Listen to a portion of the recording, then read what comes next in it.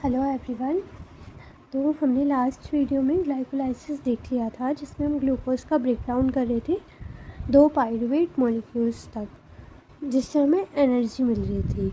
और वो सब काम कहाँ पे हो रहा था? हमारा हो रहा था साइटोप्लाज्म ऑफ द सेल में।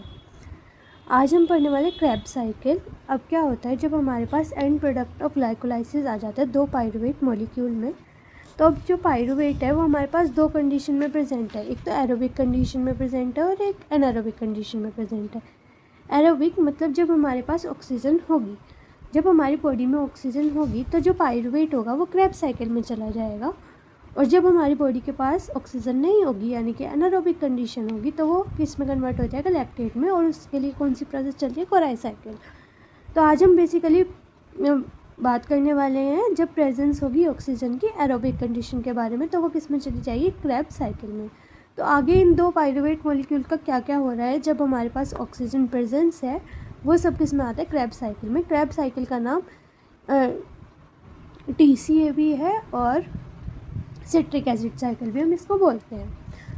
तो पढ़ने वाले हैं हम इन एरोबिक कंडीशंस। जब हमारे पास कंडीशंस क्या होती है? एरोबिक होती है, यानी कि ऑक्सीजन प्रेजेंस होता है।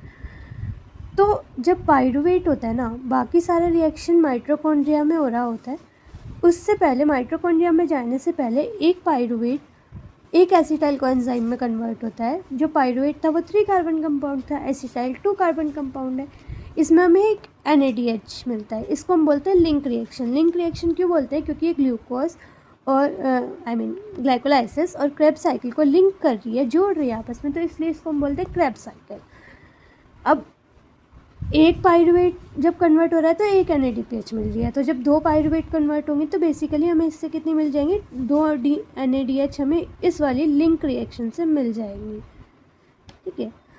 अब जब एसिटाइल कोएंजाइम A आ गया तो अब ये एंटर करेगा क्रेब्स साइकिल में। अब इसको पास मिल चुका है।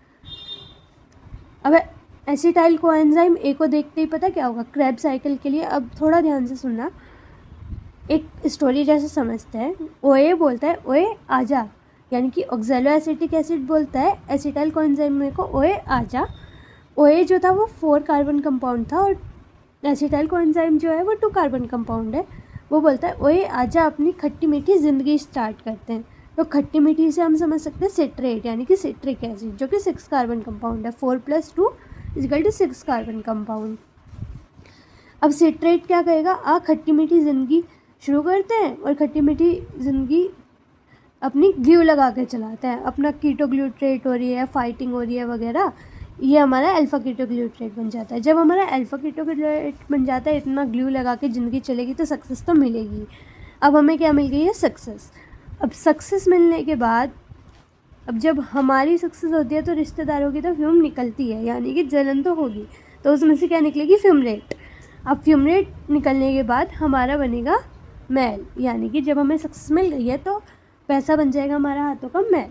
तो हमें ऐसे याद करना है, ओए आजा, अपनी खट्टी मीठी ज़िंदगी स्टार्ट करते हैं, वो भी ग्लू लगा के। ग्लू लगाएंगे तो सक्सेस मिलेगी, सक्सेस मिलने पे हमें फ्यूम निकलेगी। फ्यूम निकलने के बाद हमारे पास होगा माल, यानी कि पैसा। अब कहाँ पे कौन कौन से कार्बन कंपाउंड है? तो यहाँ पे देख लो, यहाँ 4 + 2 6 कार्बन आ गए थे। 6 कार्बन, और इसके बीच में हमारा एक आता है आइसोसिट्रेट, ये भी 6 कार्बन कंपाउंड होता है। और अल्फ़ा कीटो और सक्सेनाइल के बीच में आता है सक्सेनाइल कोएंजाइम A। ये दोनों आप अलग से याद कर सकते हो। और अगर आप इसको 11th-12th बेसिस पे पढ़ रहे हो तो ये वाले दोनों स्टेप्स आप स्किप भी कर सकते हो। अब सिट्रेट से अल्फ़ा कीटोग्लूट्रेट 5 कार्बन कंपाउंड होता है, यहाँ पे एक CO2 निकलती है। और अल्फ़ा कीटोग्लूट्रेट से सक्सेनाइल कोएंजाइम में 4 कार्बन कंपाउंड होता है, यहाँ पे एक CO2 निकलती है। अब देखो कहाँ पे NADPH आ रहा है और कहाँ पे ये हमारी पूरी साइकिल कंप्लीट होगी, क्रेब्स साइकिल। अब हम इसमें देखते हैं कि एनर्जी कहाँ पे बन रही है। बेसिकली तो हमें एनर्जी चाहिए थी ना, हमने ग्लूकोज को तोड़ा ही किस लिए था? एनर्जी निकालने के लिए। तो अब हमने पाइरूवेट को तोड़ा है और तोड़ रहे हैं, तो किस लिए? एनर्जी निकालने के लिए। अब देखते हैं एनर्जी टोटल निकल कितनी रही है।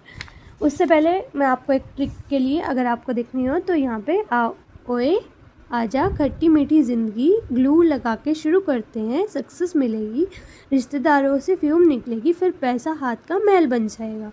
तो OA यानी कि ऑक्सैलो एसिटिक एसिड, आजा यानी कि एसिटाइल कोएंजाइम A, खट्टी मीठी जिंदगी यानी कि सिट्रेट, ग्लू यानी कि अल्फा कीटोग्लूट्रेट, सक्सेस यानी कि सक्सेनेट, फ्यूम यानी कि फ्यूमरेट एंड मेल यानी कि मेलेट। तो ये हमारी थी थोड़ी सी ट्रिक। अब हम बात करते हैं कि इसमें ATP कहाँ पे कितनी प्रोड्यूस हो रही है और हमें टोटल फ़ायदा कितनी ATP का हो रहा है। तो यहाँ पे अब हम ATP प्रोड्यूस की बात कर रहे हैं, तो अभी तक ग्लाइकोलाइसिस में हमारे पास एक ग्लूकोज मॉलिक्यूल से 8 ATP आ चुकी थी। 2 पायरुवेट मॉलिक्यूल यहाँ पे लिंक रिएक्शन में गए थे, 2 NADPH आया था, यानी कि हमारे पास 2 × 1 NADPH में कितनी होती है 3 ATP, तो 6 ATP यहाँ से आ चुकी थी। अब क्रेब्स साइकिल की बात करें तो क्रेब्स साइकिल में हमारे पास 3 पॉइंट पे बना है NADH, तो 3 तो बने हैं NADH, एक बनाया है हमारे पास FADH और एक बनाया है GTP, यानी कि 3 NADH, एक FADH और एक GTP हमारे पास बन चुके हैं। अब जो 3 NADPH होता है तो 3 × 1 NADH में कितनी ATP होती है 3, तो 9 ATP हमारी यहाँ पे बनी। एक FADH से हमारी 2 ATP आती है तो 2 ATP हमारी यहाँ पे बनी। एक GTP से 1 ATP आती है तो यानी कि 1 ATP यहाँ पे बनी। टोटल एक साइकिल में हमारे पास 2 ATP बन रही है। लेकिन ये एक एसिटाइल कोएंजाइम के लिए ये थी, लेकिन हमारे पास कितने एसिटाइल कोएंजाइम में थे 2, तो एक साइकिल में 12 बन रही है, तो 2 साइकिल में कितनी बनेगी 24। अगर हम टोटल ATP की बात करें कि एक ग्लूकोज के मॉलिक्यूल से हमें टोटल कितनी ATP मिलती है, तो 8 तो मिल गई थी ग्लाइकोलाइसिस पे, 6 मिल गई थी लिंक रिएक्शन पे और 24 हमें मिल गई थी क्रेब्स साइकिल से। तो टोटल एक ग्लूकोज मॉलिक्यूल से हमें 38 ATP मिलती है। तो ये था हमारा क्रेब्स साइकिल का पूरा प्रोसेस। कहीं पे भी डाउट हो तो आप कमेंट सेक्शन में पूछ सकते हैं।